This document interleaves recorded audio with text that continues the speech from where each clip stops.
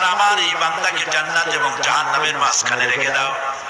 জান্নাত এবং জাহান্নামের মাঝখানে লোকটি যখন থাকার জায়গা পাবে সে জান্নাতের দিকে তাকায়া দেখবে আর কাঁদতে থাকবে।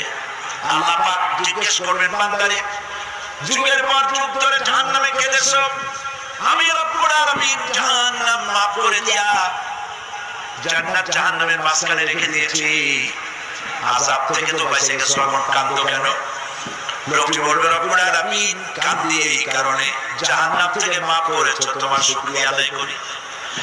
জান্নাত তো আমার কপালে নাই, কিসমতে নাই, কিন্তু জান্নাত আমি এখান থেকে দেখতে পাচ্ছি, জান্নাতের সুঘ্রাণ আমার নাকে আসতেছে, কপালে নাই যাওয়ার। আমি কাঁদি এই জন্য, তুমি যদি মেহেরবানি করে আমাকে জান্নাতের দরজার কাছে একটু দাঁড় করায় দিতা, প্রাণ ভরে তোমার